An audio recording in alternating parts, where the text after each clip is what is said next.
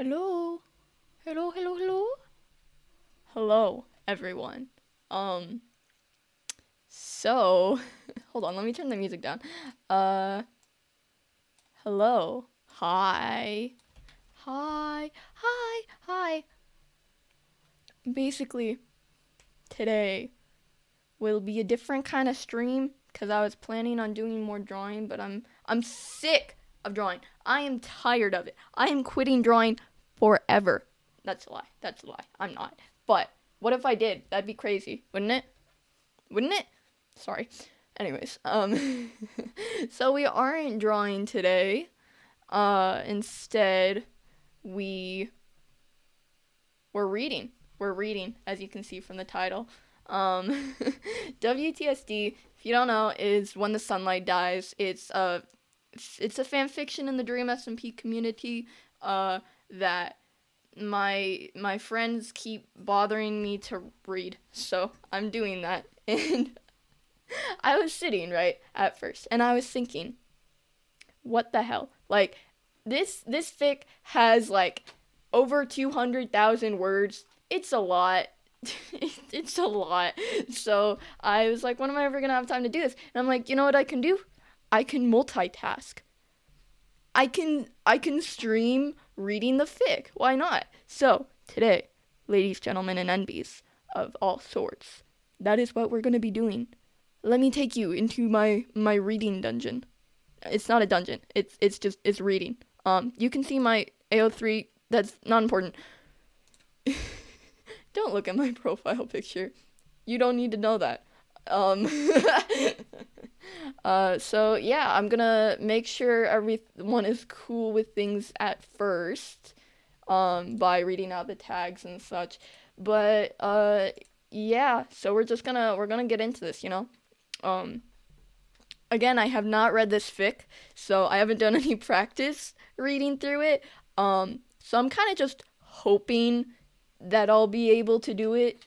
We might not even get through the full first chapter, honestly, because it's a lot. But yeah. Cool, cool. So let me read through the text first, just to make sure everyone's okay with it.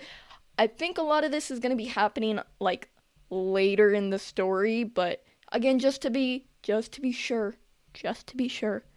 I'm gonna read it. So, first of all, relationship tags. This is a DNF plus Carl Napity fic. Hoping they'll focus more on Carl Napity, but it's fine if they don't. It's whatever. Lots of character tags. Sapnap, George Not Found, Dream, Carl Jacobs, Quackity, Wilbur, Tommy, Techno, and Tubbo. Ooh. Got other tags: pining, getting together, relationship, angst with a happy ending, hurt, comfort, um, implied slash referenced, intimate partner violence, but not between the tagged ships. Grief slash mourning, panic attacks, trauma and trauma responses, flashbacks, alternate universe royalty, found family, families of choice, implied slash reference child abuse, implied slash referenced alcohol abuse slash alcoholism, fluff, it goes with the rest of the text there. Knights, freeform. George is a prince, Sapnap's a knight. Uh, yeah, there's more content warnings in individual chapters. Can't wait for that. But yeah, I don't know how much of that is happening like right off the bat, but just in case, that's there. That's there. And I have the music stopped, if you noticed, because I I don't want the music to not be fitting of what I'm reading, and I also don't want the music to like confuse me when I'm reading. So like, just for the sake of it, I've it's not here anymore. You don't see it. Okay, you don't see music anyways, but you don't hear any of the music anyways. So it has some stuff here. I guess I should read the summary. I'm probably not gonna read the notes. Um, but yeah, make sure to support all the creators, Oracle, Jess, and Tay. If you do exclamation mark fic, you'll actually get the link to this fic, so you can go and support them directly there, where they have a bunch of links to all their stuff. Since for me, it's difficult to go and make sure that everyone like has access to all the different links. So I've just the fic link is just linking directly to this, so that way you'll all like be able to see it and whatever. But anyways, that's enough of that. let's get on to reading. So here's the summary. Oh my god, I'm excited. It's been 3 months since the coup. 3 months since Sapnap, a knight, and George, his prince, have been chased out of their home. 3 months of being on the run, trying to find a safe way out of Kanoko without being caught by the president's mercenaries or an opportunistic bounty hunter.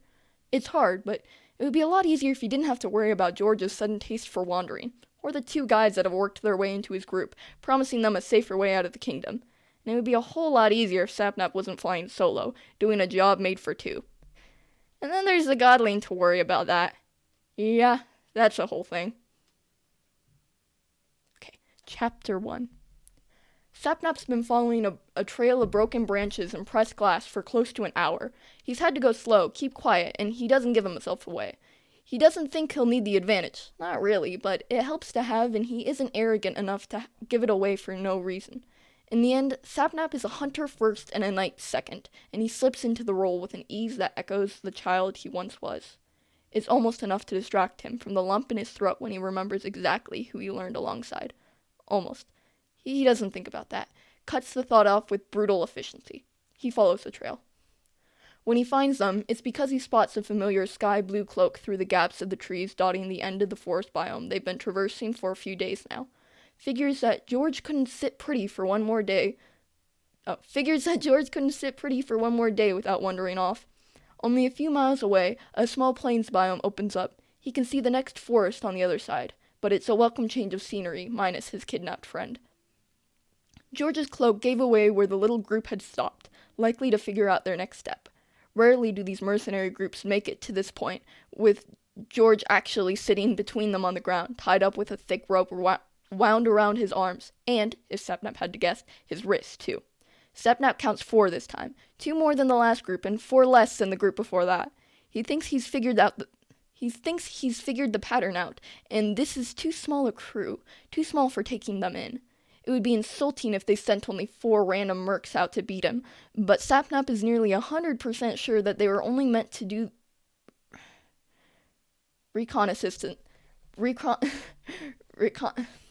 I can't read that word.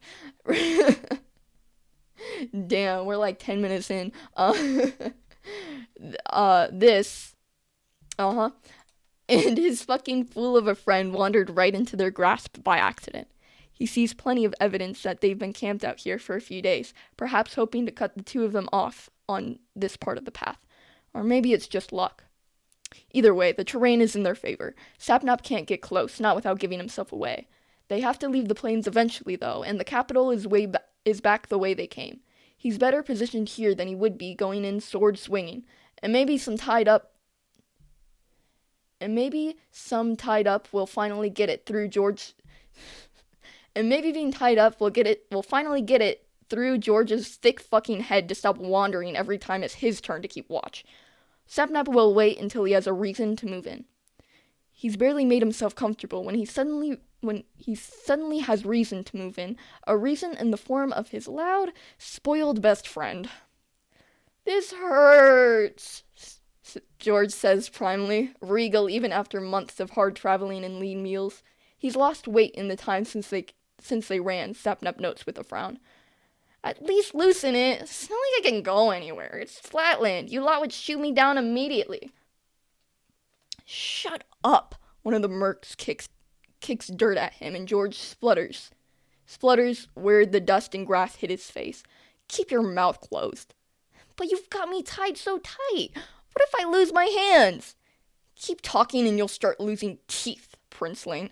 A second merc plants a foot on George's back and shoves, pushing him down into the dirt and grass and bearing down, stepping on him even when George squawks and yells,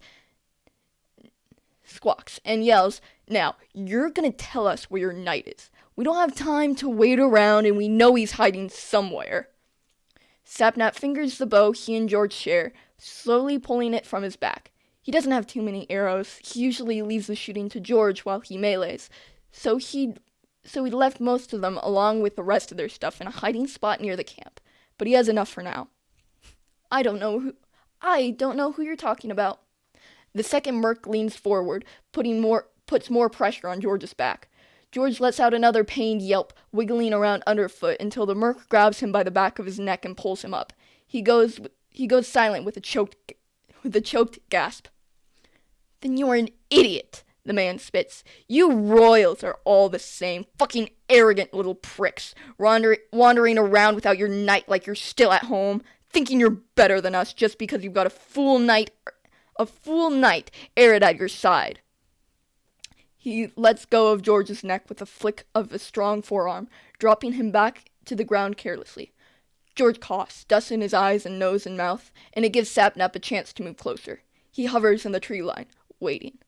You sound jealous, George says, around a mouthful of soil. Sapnap sighs and pulls his bow back, notches an arrow, takes careful aim. George in a smart mouth. Watch it, princeling, the first merc, clearly the leader, sneers with a mouthful of broken teeth. Job's order didn't say anything about keeping you intact. Could easily cut out your tongue and still get paid a pretty penny. Now, he leans down, pulling George's chin up so his gaze is forced upwards. I'm only going to ask once more before we make it so you can't answer. Where? Sapnap can't see George's face, but he hears the heinous loogie must spit in the guy's face because the merc rears back with a sound of rage, and Sapnap loosens his arrow while the man is still wiping his eyes. Oh my god, that's disgusting. What the fuck? There are few sounds as disgusting as the sound of someone hawking a loogie. One of those few sounds is that of a man choking on his own blood. Wow, the cynicism. This is great. As the arrow sinks into the merc's neck, Sapnap cannot bring himself to care too deeply. He has more important things to be worried about, namely the way the blood sprays over George's face, or the way that the rest of the mercs dissolve into chaos. It doesn't take long for them to figure out where the arrow came from, but George is already dodging behind the next tree and then the next, using the high grass as cover to stay lost. He's not the best archer, and his next two arrows miss before the third hits his mark, just as one of the men not holding George comes close enough to enter melee range. The man goes down with an arrow through the eye, and Sapnap steps over him as he draws Nightmare to meet the oncoming swordsman. He swings twice with brutal efficiency, once to knock the man's sword out of his hand, and the next to gut him. His opponent drops to the ground, gasping around the wound in his stomach. Sapnap steps over him. The final merc, the one who had pressed his boot into George's back, has drawn his sword and kicks George out of the way. He's the biggest, the broadest. Sapnap assumes he's supposed to be the brawn of the group. When the man roars in anger, Sapnap concedes that he probably has quite the presence on a battlefield with a yell like that. But this isn't a battlefield. It's a graveside to a hole yet to be dug, and Sapnap doesn't fear this random mercenary today. He brings Nightmare to position. You were looking for me, he says cheekily. You! The merc shouts, nearly incoherent in rage, and lunges towards him. Sapnap grins, vicious. He dodges the merc's clumsy attack. Anger is easy to take advantage of. Sapnap's angry too, but he's had months now to fine-tune it, shape it so it's less a blunt weapon and more a finely crafted armor. This merc's anger reeks of fear. Maybe it's his demon blood, but Sapnap swears he can smell it. Oh, he's a demon? Let's go? Okay, Sapnap sidesteps, slams Nightmare into the man's back, and sends him sprawling over his now dead companion. He doesn't bother watching him fall. For fuck's sake, George! He kneels at George's side, pulling him up from his sprawl. You good? Just peachy, George gags. There's dirt in my mouth, Sapnap. It's disgusting. Knife, please. Sapnap pulls a simple knife from his belt, tries to reach for George's ropes, only for George's clever fingers to snatch the knife from him, to do it himself. George tries to maneuver Sapnap's knife in his hands to let himself free, but Sapnap knows he's only going to end up hurting himself. Just let me, Sapnap starts to order as George glances up at him. Then George shrieks in alarm, Sap! Behind you! And yanks Sapnap out of the way in time to avoid a sword through the back. Sapnap jolts back to his feet and whirls around, only bringing Nightmare up in time to block the next incoming swing of the iron sword. The blow is solid enough that the momentum moves him back a step, and he accidentally trips over George on the ground behind him. He hopes George doesn't stab himself with a knife while Sapnap's distracted. It's happened before. Sorry, let me make sure everything's still in frame. Okay, yeah, it is. Cool. Back to our regularly scheduled. Okay. Nightmare and the Merc sword grind as they slide against each other until they're nearly crossed at the hilt. Both Sapnap and the Merc is standing to keep their position. Is this supposed to be Merc, by the way, or Merce? Because I know it's mercenary. But Merce sounds weird. I'm just gonna keep saying Merc. Maybe it's wrong, but until anyone corrects me, I mean.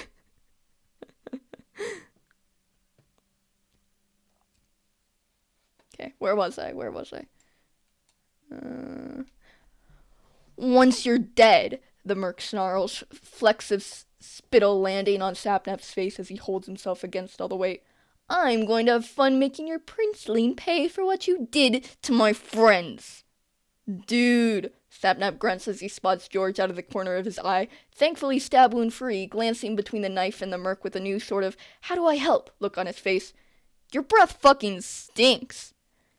He twists, the Merc sword skating off Nightmare and into the air just to his left, and George tosses the knight at him right on cue. He catches it and plunges it directly into the man's thigh. In the same movement he takes to snatch it from the air, one fell swoop of sharp blade that slides through knife and muscle, easy as pie.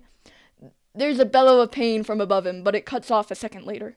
Nightmare slides even easier than the knife, buried up to the hilt in the Merc's chest only a second. Blood drips down and over his hand. It's warm, soaks into his shirt. Damn, he'll have to scrub it out before it sets in. He'll make George do it as a penance. The man slumps forward, all of his considerable weight on Sapnap. With not insignificant effort, he pushes the man off him, Nightmare sliding out with a sick squelch that makes George go a little green. He ignores the final gurgling and mangled noises from the man dying, and turns to George. For someone so recently in a hostage situation, he looks simply put out. There's a frown on his face that shifts to something more childish and petulant as he holds out his bound wrists. What? Sapnap asks. Why are you looking at that? Why are you looking at me like that? Worried I would just abandon your sorry ass? Nah, George says. I knew you'd come. He says it simply, an indisputable fact, and they both know it's true, even as the anger he'd swallowed to make sure George was safe is starting to bubble and churn in his stomach.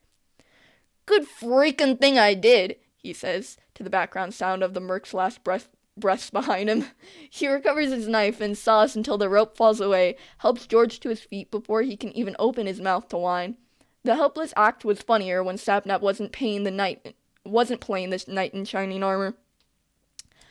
The last time I got captured, at least they fed me, George grumbles, rubbing at his sore wrist. These aren't palace guards, Sapnap replies, a flash fire flare of temper in his voice. They were mercs. They don't care about who you are. They're only in it for the money. They will hurt you to get it. You know that. I'm fine, Sapnap. George rolls his eyes, but startles when Sapnap grabs his wrists. He managed to keep his grip gentle, turns George's hands to check the rope burns and make sure the skin isn't broken or any damage has been done aside from some scrapes. George allows it, sporting a bemused expression.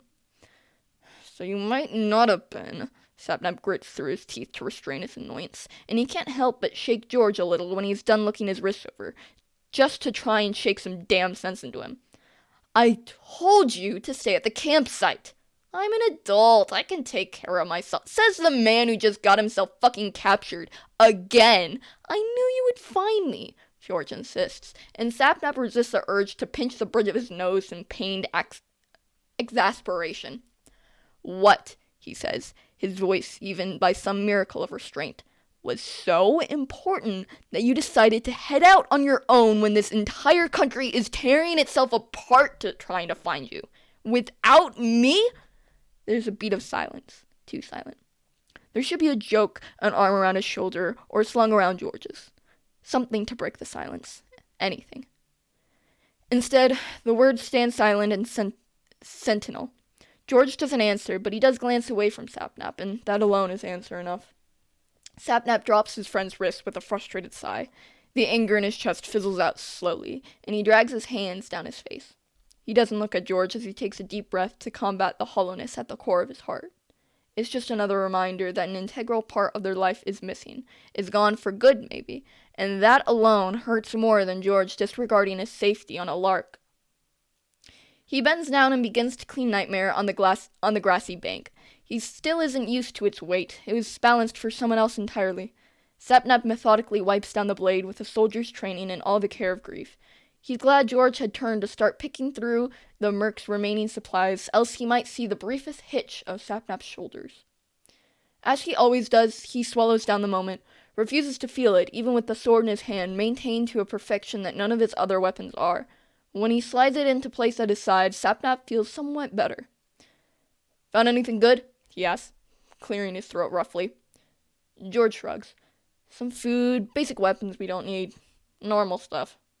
"Food's always a plus," Sapnap acknowledges, and winces at his own tone. Okay, I guess I was supposed to be. "Food's always a plus," Sapnap acknowledges, and winces at his own tone. He doesn't like being angry at George, but doesn't enjoy being frustrated like a parent whose kid keeps wandering off. But god's damn it if that isn't what it feels like most of the time. It's hard being terrified all the fucking time that George is going to be taking from him too, at any moment. The man's got the self-preservation skills of a particularly dense duck. Grab it and let's go. We shouldn't hang out and wait for any more of these fuckers. George doesn't answer him, but he does pick up a sack and start collecting the food from the furnace, gathering up supplies so that they can actually use, and tossing aside anything that they can't. Sapnap takes the chance to survey the plain. It's not very big, more a field than a plain, with none of the naturally roaming herd animals about, and little evidence of much else living in it. He doesn't even spot any tracks, so either those mercs scared everything off when they set up camp a few days ago, or this place acts as more of a scenic stop than any important part of the ecosystem. Either way, it's useless to them. They'll have to move on, hopefully find a river close by to wash off. His shirt is covered in blood, and George will only allow the drying splatters all over his face to stand for so long before he starts to complain about wanting a bath. Here, George finds him kneeling by one of the boulders, checking it for hints of which faction sent them. When Sapnap looks up, he's holding out 4 arrows, 2 of them bloody. One is beyond repair. He'll ask George to fletch more from the supply of feathers and flint they've collected tonight while he's setting up camp. The arrows are a peace offering. Silently, Sapnap accepts them and stands up. He breaks the head off the broken arrow to reuse, discards the split body on the ground. George stands with the mostly full sack. They're both bloody. Sapnap's still coming down from the pool of fear, anger, adrenaline, which has been fueling him for the last some odd hour, and he's beginning to feel the fatigue that comes on after every fight lately. He used to feel like he could run for hours after every success, like each victory was enough to keep him functioning without food or sleep or water for at least a full day after. Now, each victory's hollow. It's just a part of the day, a part of survival. Just another week or two, and then maybe they'll be able to settle down somewhere safe, and Sapnap can just rest until he's got his strength back. Fatten himself and George up again with sleep and good food and security. He'll come back once he has George settled. He's sworn to himself that he would return, but even a half-demon needs to recuperate before he can just dive right back into the thick of it. Still, that's a week. This is the 3rd group of mercs they've run into in the last 10 days. Maybe that wouldn't be such a big deal if not for George's sudden new lust for solo adventure. The last 2 weeks have been a steady hell of George taking every chance to skitter off somewhere while Sapnap's back is turned. Sapnap goes to rub his face or pinch his nose and realizes he still has blood caked onto his skin, under his nails, and crusting in the creases of his fingers. He just barely holds himself back from accidentally smearing it across his face. Okay, so we're almost at the half-hour point. When we reach the half-hour point, an ad will run. So I just want to give a couple of thoughts, like a couple things that I'm thinking right now. So I think it's pretty obvious that the Godling mentioned in the summary, it's probably Dream XD, like a stand-in for either Dream XD or Dream. I think when Sapnap is like reflecting upon like some person that he keeps disregarding the memory of, I think that's also Dream.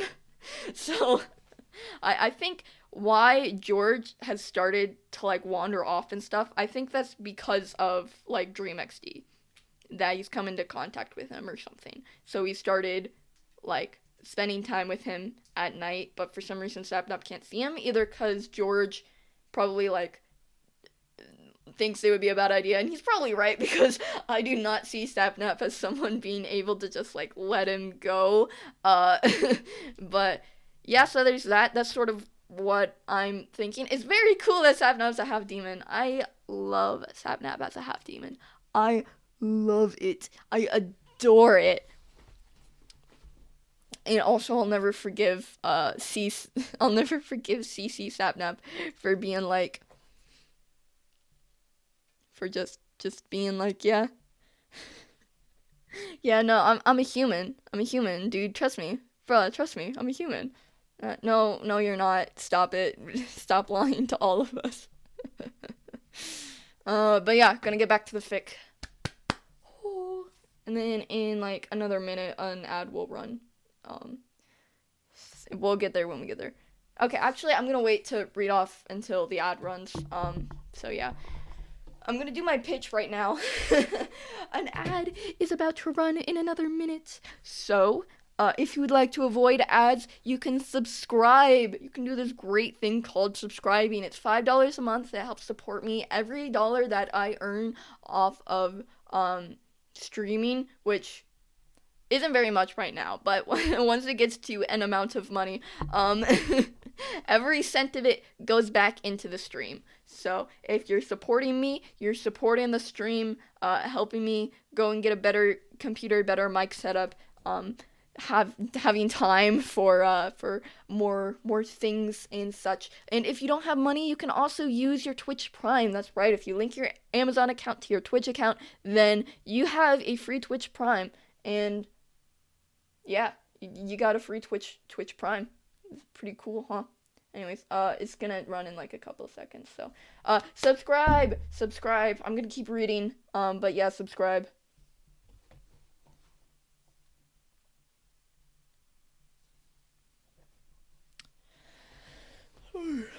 Okay.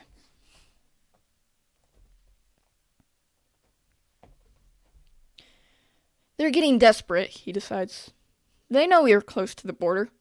He doesn't mention how he's getting more than a little desperate himself. Desperation breeds exhaustion, and right now he just wants to set up camp and get some goddamn rest, even though he's only been awake for less than 2 hours. His arms ache. Nightmare isn't his, doesn't appreciate being used by someone who isn't its master, and it drags at his hip in punishment. Maybe we should leave the path. George digs around in the sack, pulls out a perfectly ripe apple, and hands it to Sapnap. Be a little more discreet. I don't know these forests well enough to leave the main path.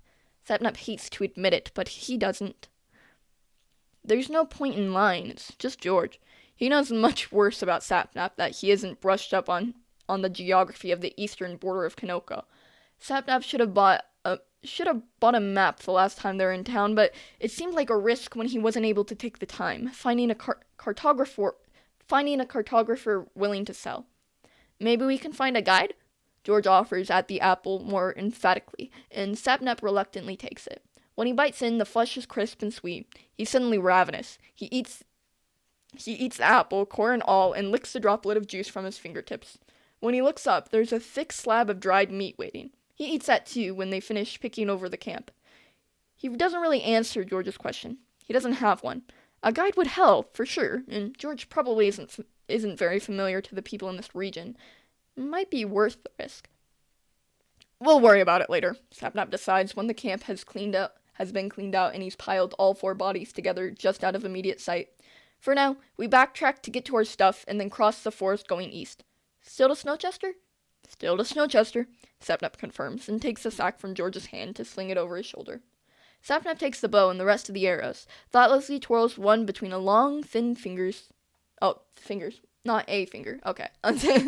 Thoughtlessly twirls one between long, thin fingers. The walk back to their camp is quiet. It takes only half an hour, Sapnap more confident with his retreat than his approach, and they collect their things quickly, long used to the routine. The sack gets redistributed into the ender chest they switch off wearing on their backs like a pack. George tracks down the river not too far from camp where he'd caught the fish they'd eaten for dinner the night before, and they take the chance to scrub off. By the time George is complaining about his fingers hurting as he scrubs a rough brush to get the blood out of his and Sapnap's shirt both, his punishment for wandering off during watch, Sapnap's calmed down. He finds a smile comes easier to his face when he listens to George complain.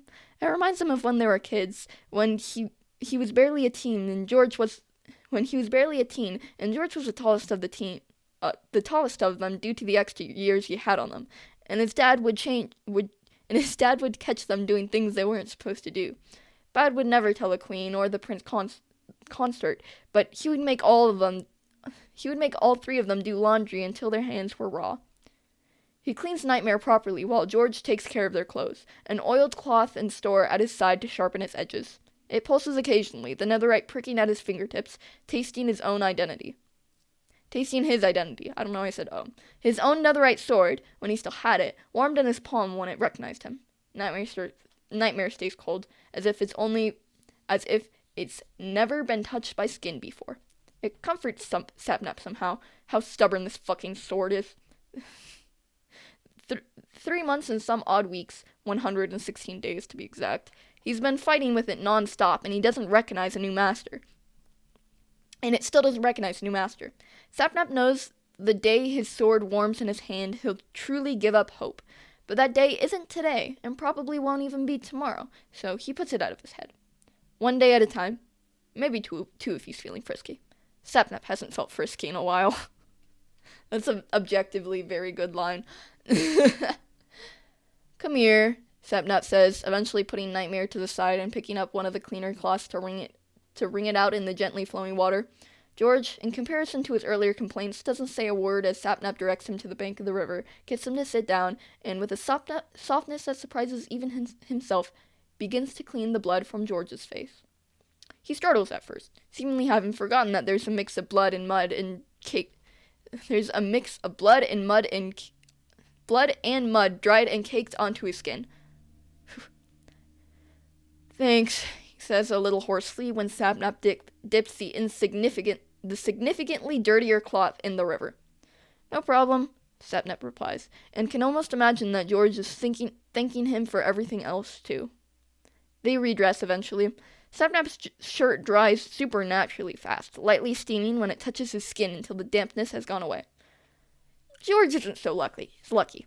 Sapnap doesn't offer to help because it's just part of the punishment. Sapnap is petty. Sue him. In the long run, George will forget his discomfort and do whatever he wants to do again, but at least Sapnap can have this tiny little revenge. George's dirty looks means he knows it too, and that makes it all the sweeter. They set out with the sun high. The field gets left behind within an hour. Okay, I'm going to end right here. I'm going to end right the stream when we get to that break, because I don't see anything where, I don't see a better place to end. So, yeah. Sorry, where were we? They set out with the sun high. The field gets left behind within an hour. They keep off the path, but only just, Sapnap fearful of getting them lost, and George of losing his footing if he doesn't keep his eyes on the ground in front of him. They play the same games every day to pass the time, and they get old within the first week, but they do it every day anyways. George names something that starts with an A, Sapnap names something that starts with a B, and then George picks up. When they reach Z, they go backwards. If one of them hesitated, which stopped happening around 3 months ago, he's in charge of making dinner that night. When that gets boring, they make up songs together. Sapnap laughs so hard and cries at one point, while George smugly recites a dirty tavern song, as if making a royal proclamation. It's fun, for as boring and tiring and frustrating as it is. If he's forced to trek the entire kingdom on the run, he's glad he's doing it with his best friend. Oh, I love George Knapp. George Knapp, best friends, let's get it. Okay. They stop when the night is starting to set in with maybe 30 minutes of light left. Sapnap has this camp thing down to a science by this point. They have their tent in the ender chest, so he pulls it out and snaps the fasteners into place while George sets about lighting a fire and putting their torches in the wide semicircle to protect their campsite from mobs. They've got plenty of food from the mercs, so they don't need a hunt. A boon in an unfamiliar and unsafe forest. Sapnap leaves George to set out the beds and pulls out 3 apples and 3 slabs of dried beef. He fills their 3 cups with water from his water skin, and then sets the apples and meat by the fire to warm while they finish up securing their tent. When they sit down, George stares at the 3rd serving still sitting by the fire. Like every night, Sapnap is going to leave it right there. By morning, some scavenger will have taken off with it, or maybe somehow, by some stroke of luck, some miracle it would be, and it would be gone. Part of Sapnap wants George to acknowledge it. Wants him to ask, wants him to get upset or angry or not an understanding or demand that Sapnap just accept it like he has. Part of Sapnap begs every single night for George to acknowledge the extra rations, to open the door to questions. The rest of Sapnap doesn't want either of them to broach the topic. He's tender, raw. There's a pain in his chest that hurts too badly to even attempt to speak around it. He eats his apple. George doesn't say anything about the ration. George eats his apple too.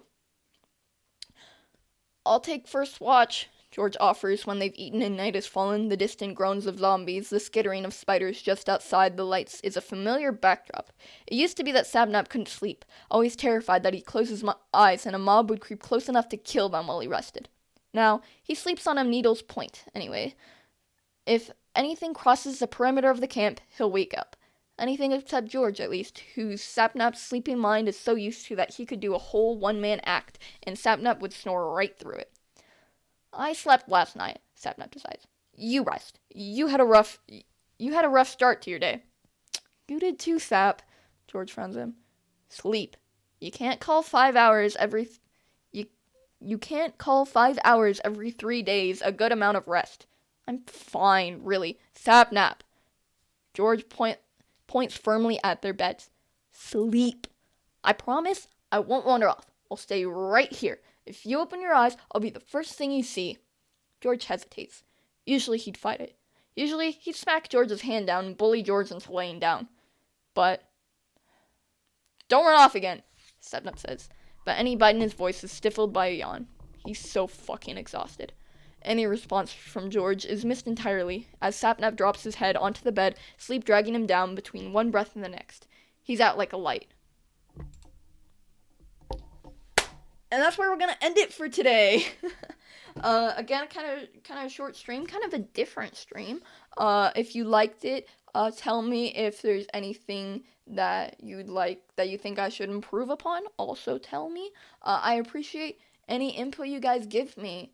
And I'm gonna try rating someone. So, I'm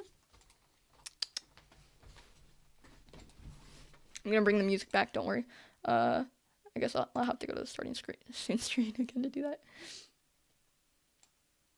Ooh, the music's back. Let's get it. Let's go. Okay, hold on.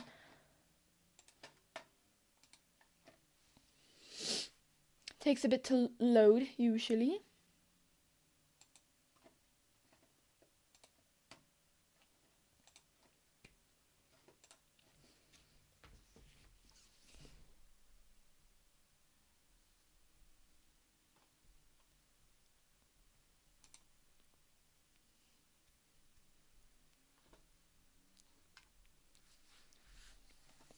Channels I follow. Ooh.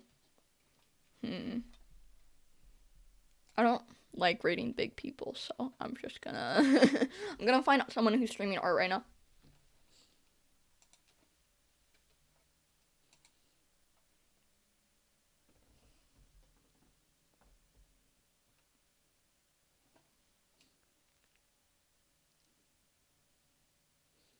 Ooh, Peppery Cup is doing art. What? I follow them. Why don't I?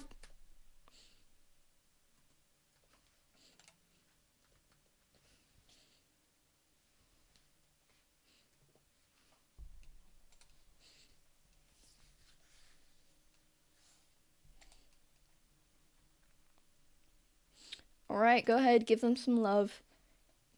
Go over and raid. Woo. raid now. Woohoo. And goodbye. Everyone have a lovely day. Bye.